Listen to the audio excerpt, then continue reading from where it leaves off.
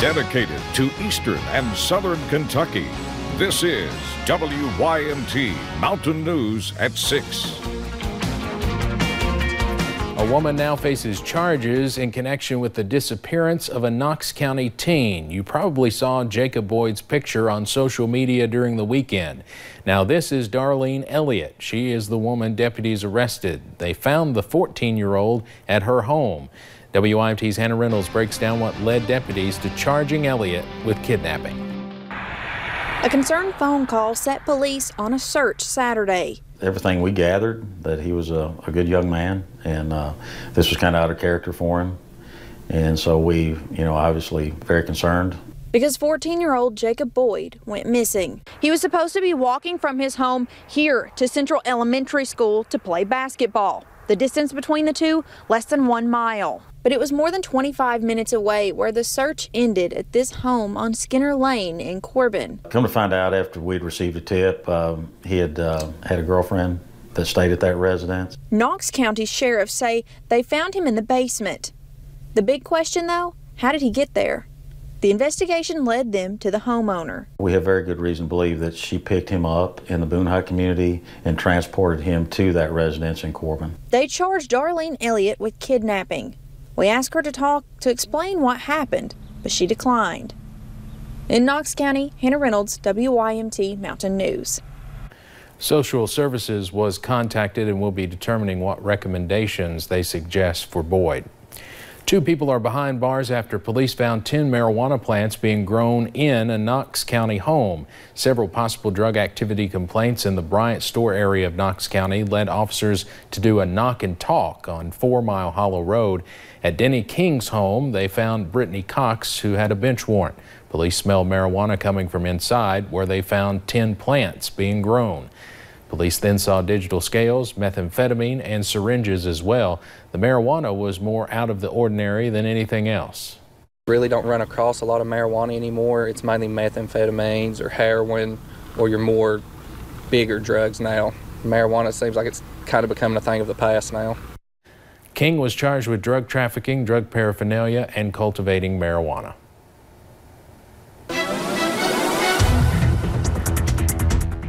Overall, it wasn't a bad day here in the mountains. We've seen that cloud cover increasing. It was a little bit of a warmer day, so as we head to the next couple of days, it's going to be a lot different. We reached a high of 58, so a little bit above that average, and that low of 41 was also above that average of that low of 36 for this time of year. There's those clouds have been increasing. Rain chances starting to increase back into parts of central and into western Kentucky. We'll continue to see that move into our area as we head into tonight. But like I said, those temperatures a little bit on the warmer side. Those low to mid 50s. 55 Jackson, 57 in Prestonsburg, 51 in Harlan, 54 down into Williamsburg. So as we head into tomorrow, soggy conditions really return mostly overnight tonight into the early morning hours on your Wednesday. Also have a wind advisory in effect for your Wednesday, and a lot of people traveling as we head into tomorrow. We'll also talk a little bit more about that holiday forecast for your Thanksgiving and for your Black Friday. All of that coming up in just a little bit. Steve. All right. Thank you, Paige. Today marks the 9th anniversary of Roy and Wanda Campbell's murder in Perry County. The family says answers are hard to come by in this cold case. WYMT's Lauren McCourt talked with Wanda's daughter, who says this entire month continues to bring back terrible memories. 9 years later, and still no answers. I don't know what to do at this point. I don't know what else to do. A double murder that broke the hearts of many in Perry County. No one has been brought forward to answer for this horrendous crime. The day after Thanksgiving in 2010, Wanda and Roy Campbell were found shot to death in their own home. The last I seen her, she was looking back at me and waving goodbye. Wanda's daughter, Shirley Justin, had no idea that would be the last time she saw her mother alive. Everything was great. There was just nothing that would lead us to believe that a week later, this would happen. As years pass by, the burden of her mother's death continues to linger. The whole month of November, this big black cloud comes over me because I'm so dreading that day, the 26th. Still confused on why someone would kill the Campbells. There's a murderer walking amongst people somewhere. Hope for justice continues to remain. In Perry County, Lauren McCourt, WYMT Mountain News. If you have any information about this double murder, you should call state police.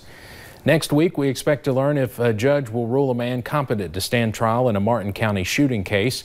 Elle Woods 6 faces a first-degree manslaughter charge. Investigators say he killed Rodney Stepp in 2017. Today, judges heard testimony from doctors. Currently, there is not a trial date. A third person has died from a weekend explosion at a Wolfe County home. The Fayette County coroner says 80-year-old Albert Vanderpool died around 10:30 last night at UK Hospital. Vanderpool was injured in Saturday's explosion at his home off Highway 15 south of Campton. 52-year-old Philip Vanderpool and his wife, 48-year-old Sue Ann, also died in the blast. Investigators and the gas company are looking into what caused that explosion. One person received serious injuries in Knox County following a crash this morning. Deputies tell us 2 Jeeps were traveling in opposite directions on Highway 225 when they collided. One person was flown from Barberville ARH to UK Hospital. The driver of the other Jeep suffered only minor injuries. Deputies are trying to determine what led to that crash.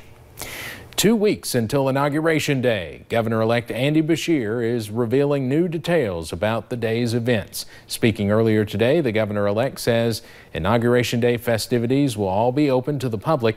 Hillary Thornton has more on the long day of events celebrating the swearing-in of Kentucky's 63rd governor. The preparations are underway and the schedule is complete for the state's 61st inauguration. All events are going to be free and open to the public. The day starting with a breakfast. Events include the traditional parade, this year led by Kentucky educators. A public swearing-in then taking place on the Capitol steps, wrapping up the day with a grand march and 2 inaugural balls taking place side by side on the Capitol grounds. The governor-elect Andy Beshear hopeful the day will not just be special for his family, but for the entire state. To make sure that we can come together as a people, to know that we have more in common that can ever separate us, and to get it right. Now at midnight, before all of the festivities take place out here, the governor-elect will be having a private swearing-in ceremony over inside of the governor's mansion. When I take this step, take on the duties that you have as governor, I mean, it is a very solemn occasion, and the gravity of which it's big, and I'm excited for it. As the governor-elect and future First Lady prepare for this time, they have family who knows a thing or two about taking on these roles. And Beshear's father, former Governor Steve Beshear, and former First Lady Jane Beshear. They've given us a lot of information over the last couple of weeks. Truthfully, it's to enjoy the moments. Now, the governor-elect not hearing from the outgoing governor until yesterday. Governor Bevin calling him, inviting his family to the tree lighting just a few days before he takes office. We're going to do that Christmas tree lighting together. I think it's more than symbolic, and it was a big and a good gesture on his behalf. Hillary Thornton, WYMT Mountain News. The Harlem Boys Choir and Floyd Central Band are 2 groups of students from eastern Kentucky expected to perform. Well, more evidence of a strained relationship between Governor Matt Bevin and Lieutenant Governor Jenean Hampton. In an interview with WDRB in Louisville, the outgoing Lieutenant Governor says she did not vote for Governor Bevin. Instead, Hampton says she voted for the Libertarian candidate, John Hicks. In the interview, the Lieutenant Governor says it was a difficult decision, but she just could not vote for Bevin. Hampton has appealed a judge's ruling to dismiss a lawsuit she filed against Governor Bevin over the firing of 2 of her staff members. Well, you're looking live at downtown Hazard, where it is beginning to look a lot like Christmas. A tree lighting ceremony was just held seconds ago in front of the courthouse to kick off Christmas in a small town. There are several activities planned in the next couple of weeks, including the parade on December 7th. The tree is synchronized this year to 50 different Christmas carols. And there's also a community Thanksgiving prayer service tonight at 7 at First Baptist Church downtown, so you still have time to make that.